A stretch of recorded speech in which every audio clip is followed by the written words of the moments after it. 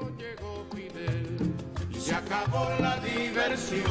Llegó el comandante y mandó a parar. Y se acabó la diversión. Llegó el comandante y mandó a parar.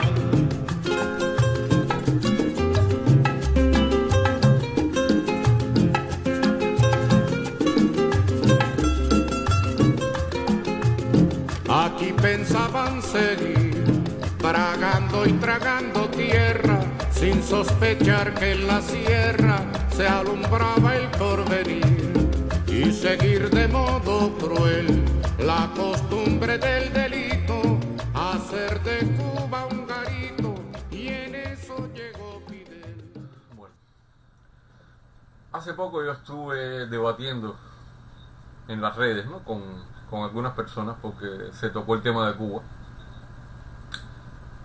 Y es interesante ver el desconocimiento, la desinformación que tiene la gente, sobre todo en Latinoamérica, que es de donde eran estas personas, sobre todo este sistema de supuestas gratuidades que existen en Cuba, ¿no? No quise entrar en una discusión frontal, porque son gente que están, a pesar de no haber estado nunca en Cuba, están muy convencidos de que Cuba es la maravilla del mundo, ¿no? Y entonces yo decidí, bueno, lo que uno debe hacer, lo que pienso que todo cubano debe hacer es narrar sus vivencias, todo lo que tuvo que ver con lo que es educación, sanidad, deporte, con todas estas cosas que son un mantra del régimen, ¿no? Y dejar esto plasmado, testimoniado, para que quien quiera que lo vea, que quiera comentar, que quiera preguntar, pues que lo haga. Pero pienso que es una cosa necesaria, porque está bueno ya de seguir utilizando los mismos pretextos, las mismas mentiras, la misma cosa. Y por eso es que yo dije, bueno, vamos a hacer esto, porque lo hago yo, que lo haga otro y así es como dará un poco de resultado. Vamos a ver, vamos a empezar primero por el concepto de gratuidad, ¿no? Yo pienso, y no creo estar equivocado, que una cosa es gratis cuando yo tengo con qué pagarla, pero que no me la cobran. O sea, eso es gratis. Pero cuando yo no tengo con qué pagar eso, pues a mí no se me puede cobrar. Es inútil tratar de cobrármelo o pretender cobrármelo. Y eso es lo que está pasando. Que en Cuba el ciudadano cubano no gana un salario que le permita pagar casi nada más que dos o tres boberías, dos o tres cosas así. Entonces no tiene un poder adquisitivo. O sea, no percibe un salario real. Porque el Estado cubano se queda con el 80 al 90% de todo lo que él gana con lo que produce, con lo que puede producir, porque en Cuba hay un gran problema con lo que es la producción. Pero bueno, eso no es culpa del ciudadano. Él debería ganar un salario que no está ganando, partiendo de ahí. Y entonces sería inmoral pretender que ganando esa porquería alguien tenga que pagar también. Humanamente, físicamente, moralmente es imposible cobrarlo. Eso es la primera cosa que hay con lo que es la famosa gratuidad. Ahora, pasando concretamente a lo que es educación. La educación, ya yo explicaba por qué no es gratuita, porque tú no ganas un salario, por lo tanto no puedes pagar esa educación. Lo otro es una cosa en la que la gente no se fija a veces, y es que la educación está condicionada ideológicamente. O sea, un padre no puede enviar a su hijo a estudiar según el sistema o el método que él quiera. Ya eso está establecido, es uno solo, es inamovible, y por ese tiene que entrar. El niño, el adolescente, lo que sea, tiene que estudiar bajo ese método, bajo ese sistema, bajo esa ideología, y no puede moverse un centímetro ni a izquierda ni a la derecha. Eso es inconcebible para el sistema cubano de educación. Entonces, por ejemplo, yo recuerdo cuando yo empecé a estudiar, que yo estaba en el kindergarten, o sea, el preescolar, ¿no? Que ya nosotros desde esa época teníamos que aprendernos todas las canciones revolucionarias, todas las consignas. Ya nos usaban muchas veces para cantar consignas, para aprender los lemas, etcétera, etcétera. Si queremos saber cómo deseamos que sean nuestros hijos, debemos decir con todo el corazón de vehementes revolucionarios, queremos que sean como el Che. Y ya cuando pasamos al primer grado, empezaron a ponernos unos maestros que eran los famosos, aquellos tan famosos como funestos, ¿no? Maestros Makarenko, que eran unos jovencitos que habían traído muchas veces del campo, que no tenían ninguna cultura de base, absolutamente ninguna. Les habían dado alguna especie de curso bajo la doctrina supuestamente de este señor pedagogo Makarenko, y ellos eran los encargados entonces de instruirnos a nosotros, de educarnos a nosotros, supuestamente. Y durante mucho tiempo fue así. Yo creo que eso fue catastrófico tanto para la cultura cubana, para la educación, para todo. Fue una cosa, uno de los tantos experimentos que se hicieron que fueron unos disparates, ¿no? Totales.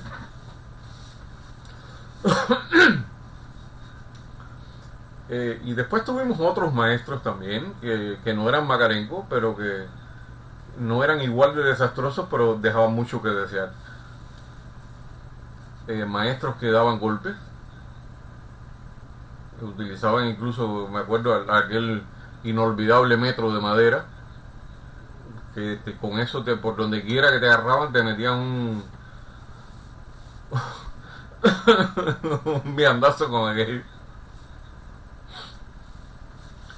Y era muy común el golpe y la violencia física, la agresión verbal. Un maestro podía sencillamente llamarte delante de los demás retrasado, mongo, cosas así por el estilo. Bueno, a mí me lo hicieron porque yo tenía un síndrome de deficiencia de atención, un ADS. Y en esa época no se dominaba mucho, ¿no? Lo que era el ADS, no se sabía sobre eso, ¿no? Y era una cosa que yo tenía. Yo me concentraba en algunas cosas y en otras no podía. Estaba demasiado fijo en otra cosa. Y entonces no atendía bien. Y entonces eso provocaba que ellos de vez en cuando me pararan en el medio del aula. Miren, el bobo del aula, el retrasadito, el monguito, cosas así. Eso lo hacían, que era una manera que bastante cruel, ¿no? Que tenían. Y no solo a mí, recuerdo otros niños, muchos niños también, que les hicieron cosas parecidas y peores también.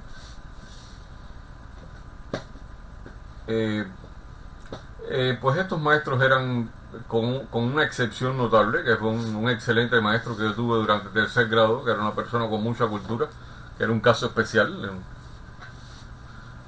Y fue posiblemente el mejor maestro que yo haya tenido, ¿no? en toda mi educación.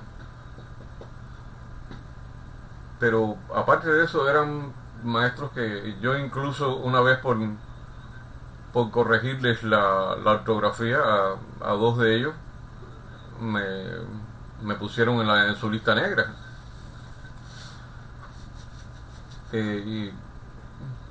Y bueno, ya era un sistema de donde el profesor era una especie de Dios que decía lo que tú podías hacer, lo que no podías hacer, y que él en muchos casos eran personas bastante maleducadas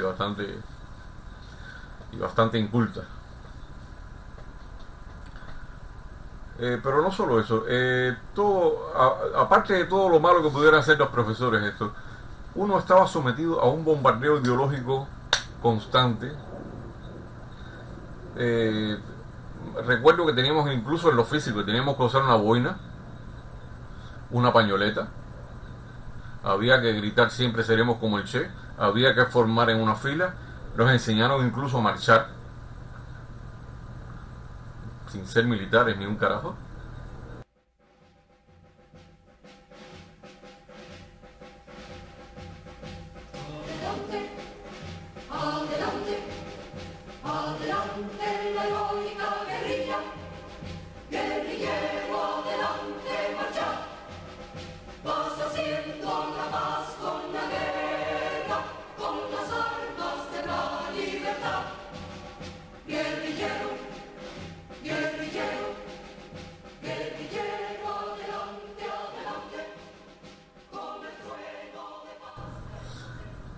Y entonces teníamos que hacer composiciones,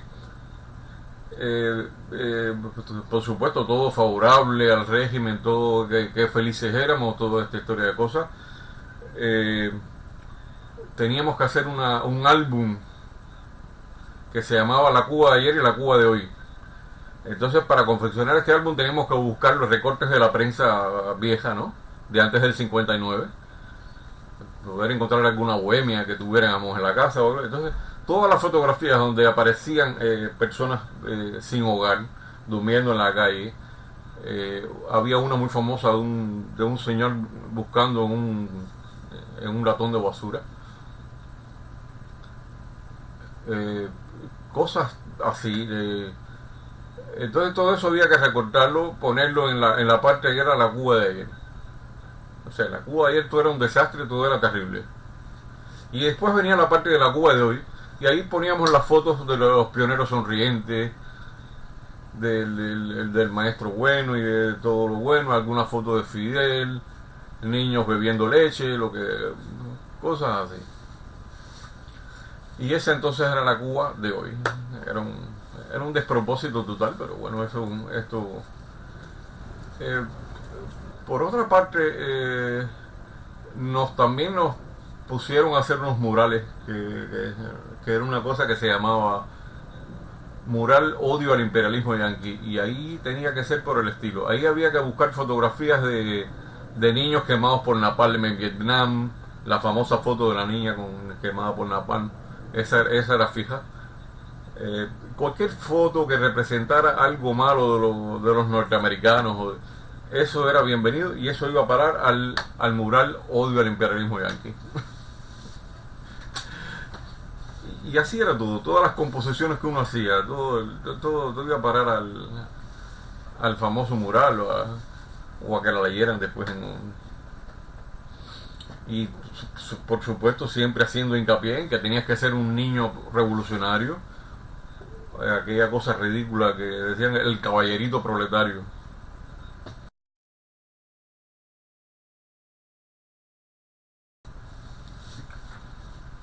Yo, por ejemplo, recuerdo los casos más dolorosos, que fue el caso de niños que pertenecían a denominaciones evangélicas, sobre todo los testigos de Jehová, el bando de Gedeón, los adventistas del séptimo día.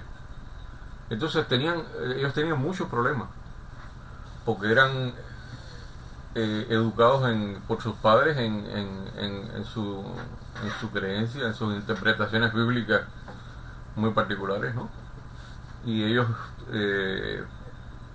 no querían hacer cosas en sábado, había cosas que no comían, por supuesto, y lo que menos les perdonaban eran que no saludaban la bandera, porque ellos, según su creencia, la bandera no se saluda, no se le rinde pleitesía, no.